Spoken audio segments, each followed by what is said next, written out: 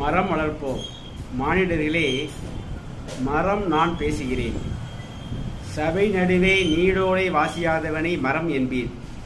பதிலே தெரியாமல் திரு திரு என முழிப்பவனை மரமண்டை என்பீர். எவ்வித பயனும் இல்லாமல் வீட்டில் இருப்பவனை மரம் போல வளர்ந்திருக்கிறான் என்பீர். மரமாகிய எனது பயனை உணராமலே, மானிடர்களே நீவிர் அறியாமலே. மானிடா, நீ அறிந்து கொள், மரமின்றி மாறி இல்லை, மரமின்றி பிராணவாயு இல்லை, மரமின்றி உணவும் இல்லை. மாசான காற்றை சுத்திகரிக்கும் மகத்தான பணியை மறந்தானே செய்கின்றேன். வழியில் ஒளியை உறிஞ்சி ஒளி மாசுபாட்டை ஒழிக்கின்ற ஓய்வில்லா பணியையும் உமக்காக செய்கின்றேன். மானிடா, நீர் மரத்தின் பயனை உணர்ந்து மறக்காமல் மரம் நட்டு வளருங்கள். வரும் உலகத்திற்கு உதவுங்கள். இனியாவது மரமண்டை என அழைக்காதீர்கள்.